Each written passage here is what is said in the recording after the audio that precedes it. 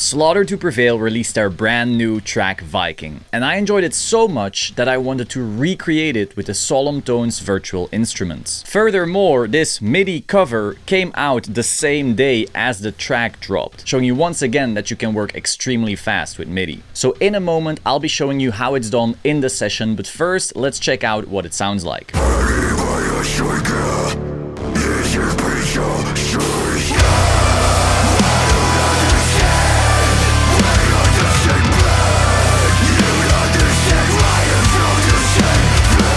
Of course, I'm nowhere near the vocalist Alex Terribilis, but I think the virtual cover came out pretty well. So let me show you how to program MIDI just like that. So right here in the session, let me quickly show you around. We have a couple of these buses here just bounced, so we don't get distracted by them. It's just all the vocals here first. Then we have a bunch of the one-shots to kind of thicken up the drums. Slaughter to Prevail is very typically going just with these massive snares. Then we have the effects buses just all together here. Then we have a bunch of Odins. So here we have the Odin rhythms. You notice that I muted them right here because I ended up printing them and then split them into two different tracks. So I'll show you later why exactly, but just know for now that the MIDI is muted because this is just a bounce of the DI with an amp sim on top. So then we have these two printed versions. Then we have the support. Again, I'll show you later why that is useful. And then finally, we have the leads. As you can see, the lead tone is just insane. Lucas from Core Studio ended up mixing this, and I think he just made a completely new lead tone actually. Then we have Loki bass 2 right here. We have Mjolnir drums.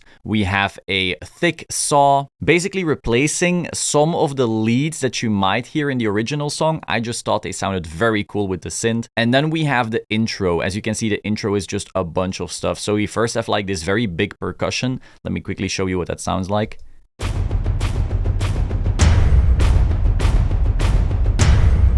This ended up being the Action Strikes by Contact, just a very big percussive set. Then we added some extra percussion. These are just in the background, a little less obvious. On here you can see it has Solemn Tones Smash, but on a very low setting because Smash is a very aggressive compressor and we didn't want to further enhance the room that was already on these. As you can see, I printed the reverb onto it. Then we had Echo Boy for some delay, and then we had a channel EQ on here, getting rid of all the low end because I wanted to blend that with this big percussion as just a background element, but you can notice it's very subtle. Then we had the brass. This is also part of the intro, as you know. This was Symphobia by Project Sam. Honestly, I'm not the biggest fan of this brass set. It's just what I happen to have. We were kind of on a time crunch. As you know, we tried to release the song the same day as it came out. Then we had the main part of the intro, actually. It's this very big... In the original, I think it's just brass, but I felt the brass just wasn't big enough, so I layered it with this synth by Gravity. It's just this big distorted sound, as you can hear. And if you then layer it with the big brass, kind of just adds a little bit of that Hans Zimmer, if you will. Finally, I added the shit synth. I'm sorry for my language there, but essentially this was a synth that I thought sounded kind of shit, but then I really needed it to add some air to that overall bigger from earlier. So we have the big brass, and then we have that thick low synth, and then we have this smaller sounding one. And as you can see, I just buried it in reverbs and delays and so forth. Like there's Echo Boy here, there's Solemn Tones Room, which is just a solid reverb. Just layered that on top so that way you have kind of like a high-end thing. Let me kind of turn it up so you can hear it better. But then it's blended a little bit more on the final mix, just to have a little bit more top end. But so that's the intro. You can't really learn that much from it, but I figured I'd still show it to you. Then we go into the actual MIDI right here. Interestingly, the MIDI for this was actually very, very simple. I've shown you programming MIDI with Polyphia the other week, and that was far more complex. Whereas getting Odin to sound good on just riffs is super, super simple. So I'll solo it really quickly here. This is really just Odin. as you can see right here, with Swift mode off, because we need to use some of the key switches, as you will see. I'll dive into that more later. Together with fourth in Nameless, pretty solid amp, and then a channel EQ. With the channel EQ, just a high pass, low pass, and then some of the whistle frequencies taken out. So if we zoom in here, you can see it is literally just the riff, and everything is at the same velocity, but it's a low velocity. It's at velocity 25, because that way we will automatically be triggering palm mutes. So you can hear, as long as these palm mutes are all connected, so as you can see there's no space between them, it will sound pretty realistic without doing any work to them. It's literally just all the notes after each other, no dead spaces, and just let it run. Now afterwards, we have this much quicker tremolo picking, and this is where I ended up using a key switch. Let me show you. The reason we add this key switch, and if you want to know which one, it is A sharp -2. So if you check the info right here, A sharp -2 is tapping. While this is not tapped, what tapping will do is it will just destroy all of the attack. And so when your picking gets very quick and very high up, getting rid of the attack can actually help you with the realism department, because the pick attack ends up drowning inside the sustain of your previous note a little bit. Now this gets us to why I created 2 tracks here. So as you can see, I bounced this whole thing, and then I ended up cutting out the very highest notes and putting them on a different track. So here we just have the rhythm tone from earlier, and then we have this other track that is slightly lower in volume and also slightly less bright. And the reason I do this is because when you have very, very thick chords, like right here, and then you instantly go to much higher notes, they tend to peak out a little more easily. And when they peak out, that gets a bit annoying. So by actually just splitting these, the high notes won't peak out as much in the final mix.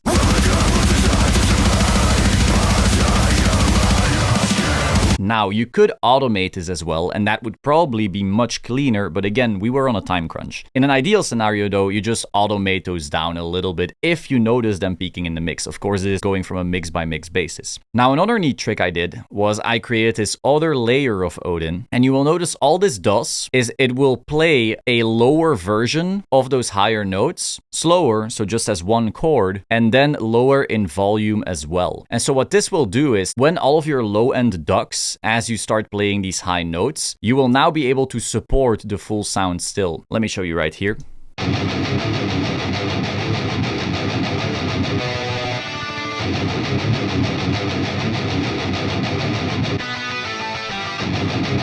If you didn't do that, the low end might suddenly vanish from your left and right ear, and you might get a little bit distracted. Whereas if you just keep a solid block of low end going consistently, that way the listener can keep on focusing on the vocals without thinking, hey, where did that sound go? But of course, you have to consider that on a mix by mix basis. Once again though, here everything is pretty easy. We just have more palm muting and then going into that rundown.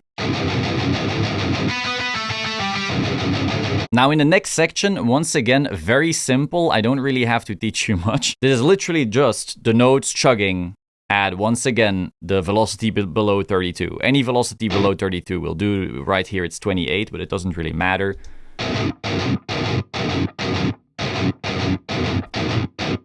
But of course, if you put this into context,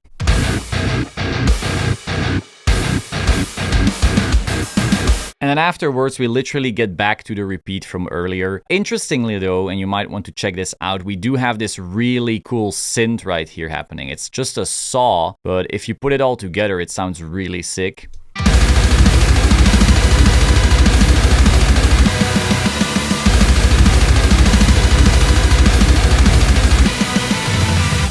So then you end up getting a little bit of that intro again. So you can check it out right here.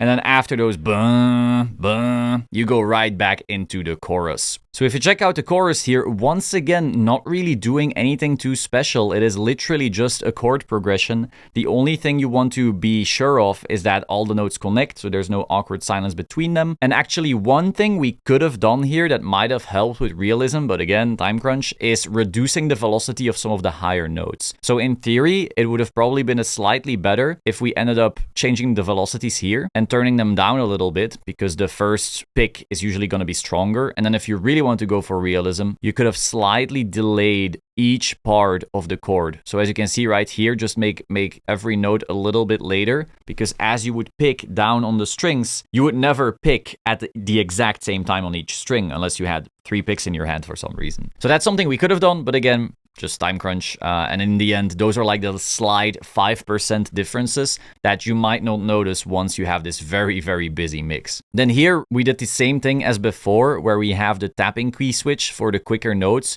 to kind of drown out the attack a little bit. We can quickly go over the piece again so you can hear it.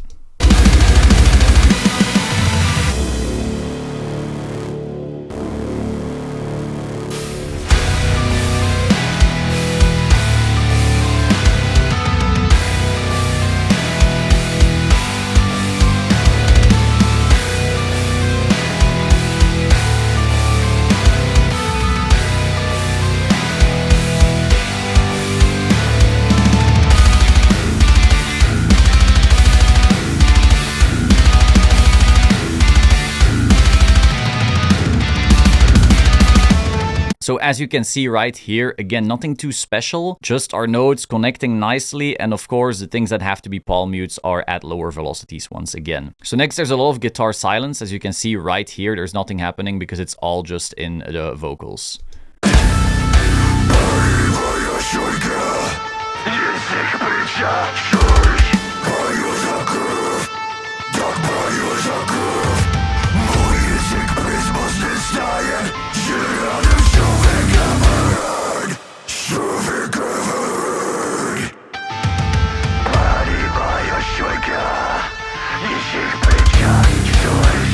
Now, one interesting thing here is, of course, the leads, because if you look at the rhythm, again, absolutely nothing is happening except for a couple chugs right here. But in the lead part, we have this back and forth. So the way you want to be imagining this is you're holding the guitar and your pick goes back and forth between 2 strings. And of course, you are like playing with your left hand as well, fretting some things. But it's the fact that you're going back and forth that's interesting, because that means that these notes would never hit at the exact same time. And so as you notice, you literally always have one note, then the lower one, then the higher one, then the lower one.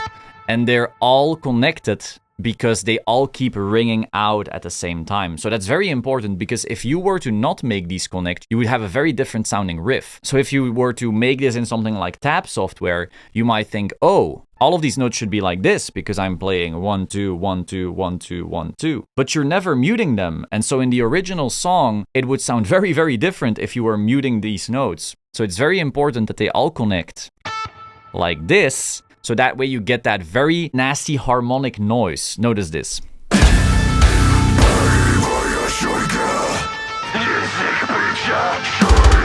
It's very typical when your highest note changes fret that you create this very interesting harmonic tension right here. Have a listen again.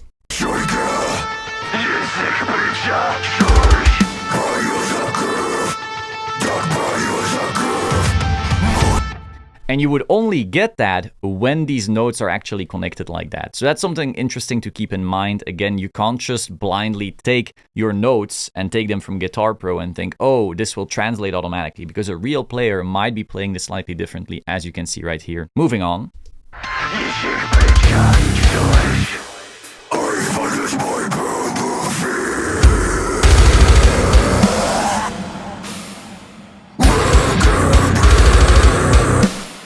So then we simply have even more, riffing. The BPM goes lower, I believe. Oh, that's actually only at the end right here. Yeah, the very, very latest part here.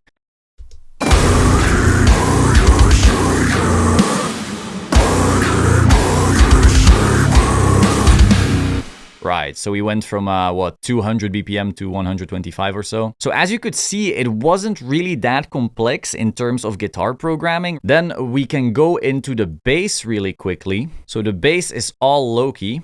And you will notice something very interesting. I didn't humanize these at all. These are all red velocities. Every single note, I think, is 127.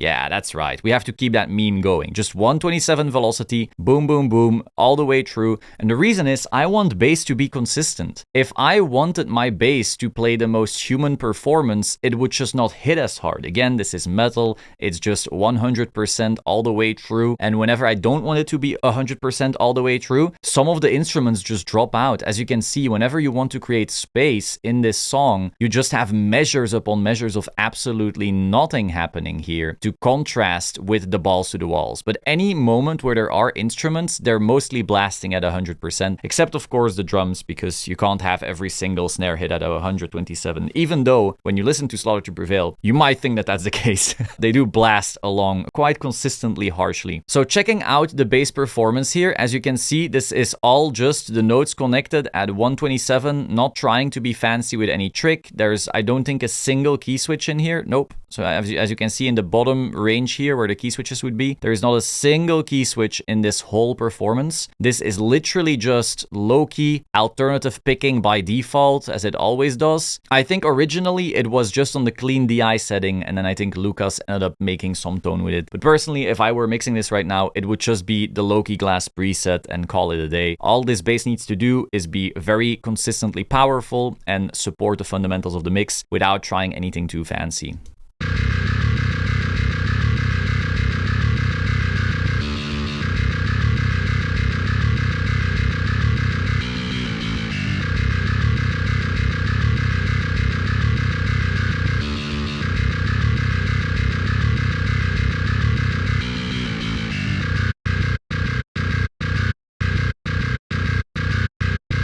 Now, if I wanted to humanize this more, I could add tiny little palm mutes right here, or tiny little mute-like noises. I would do something like this.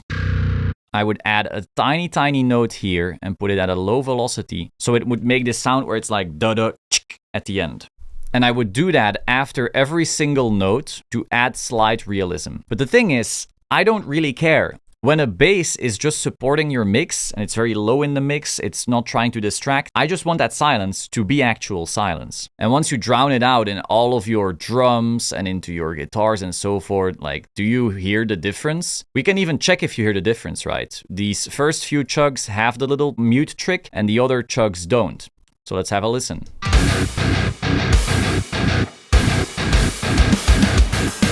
If you're telling me that you heard the difference when listening to the full mix, you're lying.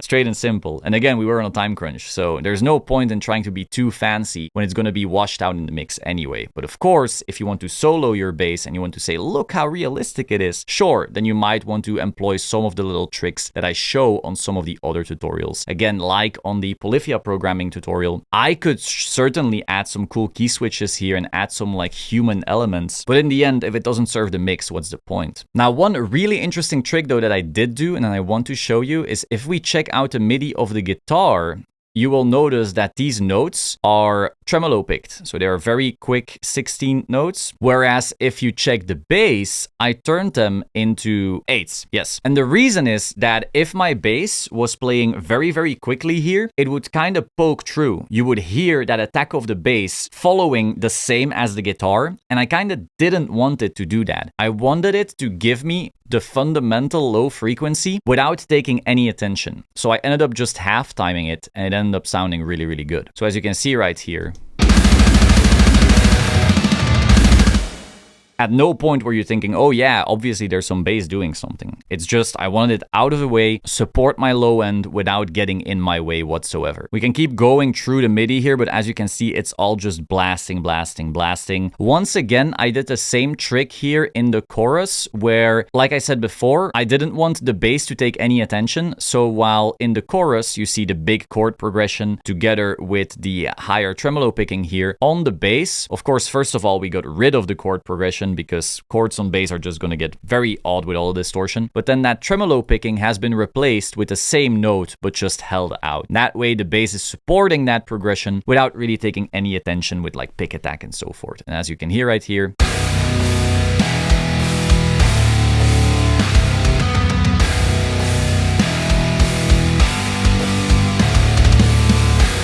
just solid. And then going back here, this is just more of the chugging from earlier.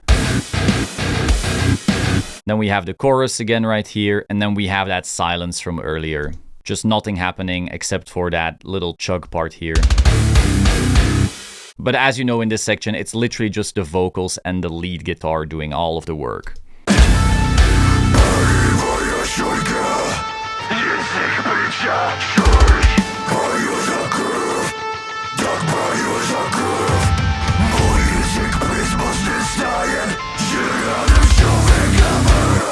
So yeah, in terms of bass, you really had to do absolutely nothing.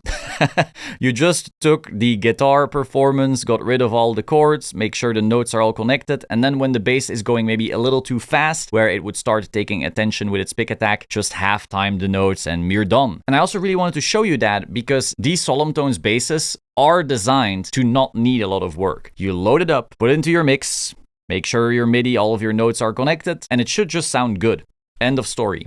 Make it support the mix so you can actually focus on writing. Now, in terms of drums, Lucas ended up doing all the humanization on those for me. I didn't employ any smart tricks. I just listened to the live recording actually of the song and tried to figure out the drum hits that way. So that was torture, but in the end, I think it was pretty worth it. The overall mix sounds really, really cool. And if you want to check out the whole thing, it's up on my personal channel. I'll put it in the link in the description. So that is all. I hope you found this very interesting. If you want to program your very own metal songs, whether it's for pre-production, the writing process, with the Solemn Tones instruments, you can program your very own tracks. You can pick them up at the link in the description or solemntones.com.